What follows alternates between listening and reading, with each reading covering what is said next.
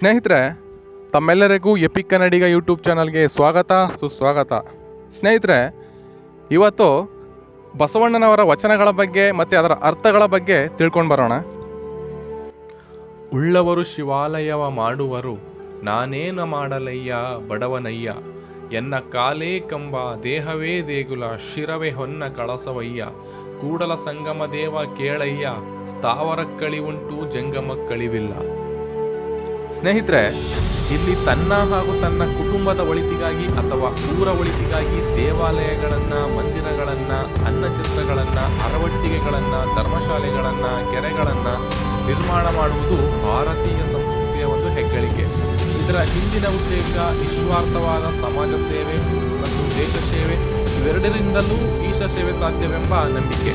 ನಮ್ಮ ಇತಿಹಾಸವನ್ನು ಅವಲೋಕಿಸಿದರೆ ರಾಜರು, ಅಧಿಕಾರಿಗಳು, ಶ್ರೀಮಂತರು, ಸಮಾಜ ಸೇವಕರು ಅಸಂಖ್ಯವಾಗಿ ಈ ನಿಟ್ಟಿನಲ್ಲಿ ಕಾರ್ಯಪ್ರವೃತ್ತರಾಗಿರುವುದು ಕಂಡುಬರುತ್ತೆ.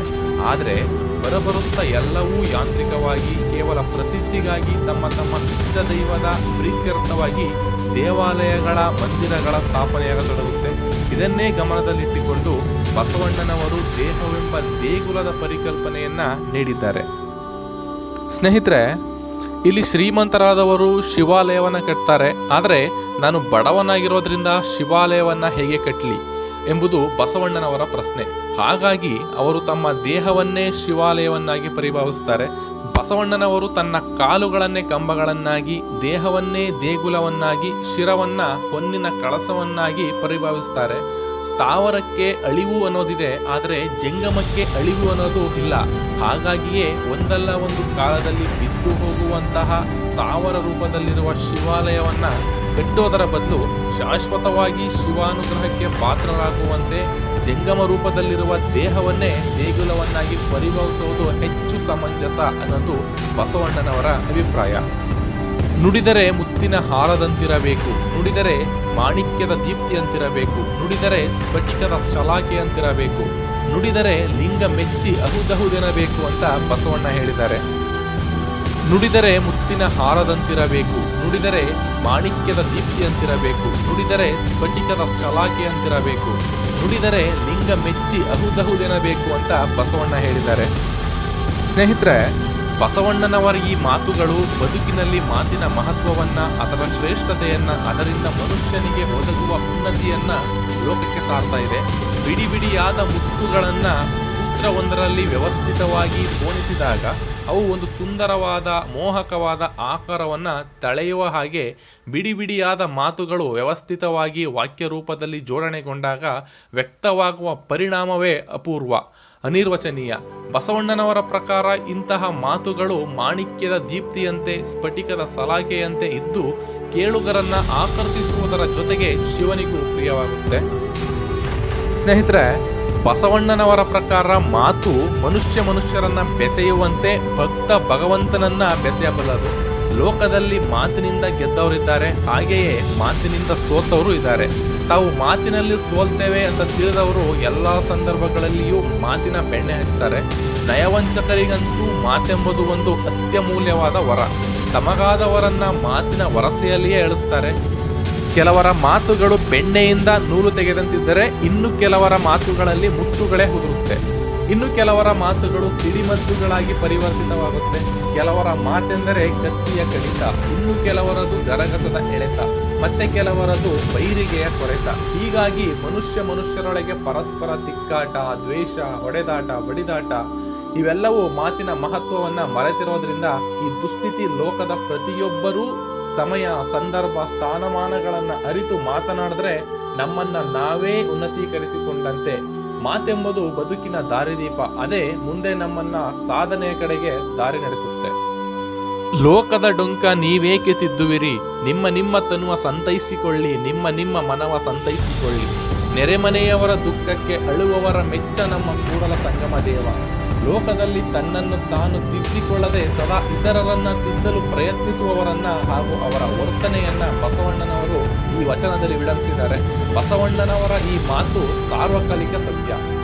ಸ್ನೇಹಿತರೆ, ಬಸವಣ್ಣನವರ ಪ್ರಕಾರ ನಾವು ಇತರರ ಲೋಪದೋಷಗಳನ್ನು ತಿದ್ದಬೇಕಾದರೆ ಮೊದಲು ನಮ್ಮ ದೇಹವನ್ನ ಮನಸ್ಸನ್ನ ತಿದ್ಕೊಳ್ಬೇಕು. ಹಾಗೆ ಮಾಡದೆ ಅನ್ಯರನ್ನ ತಿದ್ದ ಹೊರಟ್ರೆ ಅದು ಮೂರ್ಖತನ.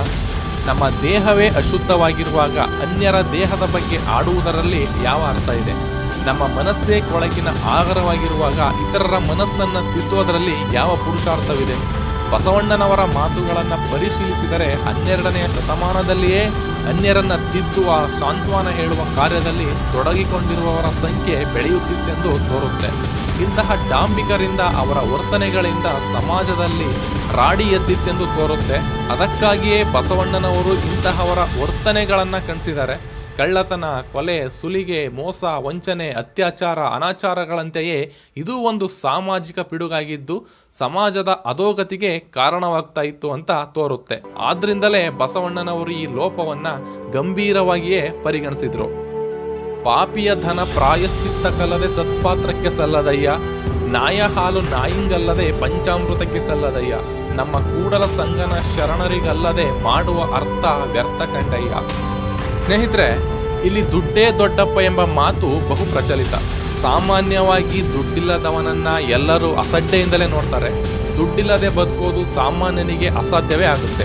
ಆದ್ರಿಂದ ಎಲ್ಲರೂ ದುಡ್ಡು ಗಳಿಸೋದ್ರಲ್ಲಿ ತೊಡಗೋದು ಆಶ್ಚರ್ಯವೂ ಅಲ್ಲ, ಪಾಪವೂ ಅಲ್ಲ. ಆದ್ರೆ ಅದನ್ನ ಪಾಪದಿಂದ ಗಳಿಸೋದು ತರವಲ್ಲ ಎನ್ನುತ್ತಾರೆ. ಆದ್ರೆ ಅದನ್ನ ಪಾಪದಿಂದ ಗಳಿಸುವುದು ತರವಲ್ಲ ಅಂತಾರೆ ವಚನಕಾರರು. ಪಾಪದಿಂದ ಗಳಿಸುವುದು ಅಂದ್ರೆ ಏನು ಎಂದು ಹುಟ್ಟುವ ಪ್ರಶ್ನೆಗೆ ಸುಳ್ಳು, ಮೋಸ, ಶೋಷಣೆಗಳ ಮೂಲಕ ಹಣ ಗಳಿಸುವುದು ಅಂತ ಹೇಳ್ಬೋದು. ಇತರರ ಮನಸ್ಸನ್ನ ನೋಯಿಸಿ, ವಂಚಿಸಿ ಗಳಿಸುವವನ ಹಣ ಆತನ ಪ್ರಾಯಶ್ಚಿತ್ತಕ್ಕೆ ಮಾತ್ರ ಸಲ್ಲುವುದೇ ಹೊರತು ಸತ್ಪಾತ್ರರಿಗೆ ಸಲ್ಲುವುದಿಲ್ಲ ಅಂತ ಬಸವಣ್ಣವರು ಹೇಳ್ತಾರೆ. ಸ್ನೇಹಿತರೆ, ಇಲ್ಲಿ ಇನ್ನೊಬ್ಬರನ್ನ ನೋಯಿಸಿ ಹಣ ಗಳಿಸುವವನಿಗೆ, ಕಷ್ಟದಲ್ಲಿರುವವರಿಗೆ ಸಹಾಯ ಮಾಡಬೇಕು ಅನ್ನೋ ಮನಸ್ಸು ಉಂಟಾಗೋದೇ ಇಲ್ಲ. ಹಾಗೇನಾದ್ರೂ ಅವನು ಸಹಾಯ ಮಾಡಿದ್ದೇ ಆದ್ರೆ ಅದರ ಹಿಂದೆ ಸ್ವಾರ್ಥದ ಮನೋಭಾವ ಇರುತ್ತೆ. ಸಹಾಯ ಪಡೆದವರು ತನ್ನನ್ನ ಹೊಗಳಲಿ, ತಾನು ಪ್ರಸಿದ್ಧನಾಗಲಿ ಅನ್ನೋ ಇನ್ನಷ್ಟು ಪಾಪ ಪ್ರಜ್ಞೆ, ಸಹಾಯ ಪಡೆದವರು ತನ್ನನ್ನ ಹೊಗಳಲಿ, ತಾನು ಪ್ರಸಿದ್ಧನಾಗಲಿ ಅನ್ನೋ ಮನೋಭಾವ ಮಾತ್ರ ಇರುತ್ತೆ. ಅಷ್ಟೋ ಇಷ್ಟೋ ಪಾಪ ಪ್ರಜ್ಞೆ ಇರೋನಿಗೆ ಸ್ವಲ್ಪ ಪುಣ್ಯ ಮಾಡಿ ಪಾಪವನ್ನ ಕಳ್ಕೋಬೇಕು ಅನ್ನೋ ಮನೋಭಾವನೆ ಇರುತ್ತೆ. ಇದೇ ಪ್ರಾಯಶ್ಚಿತ್ತ.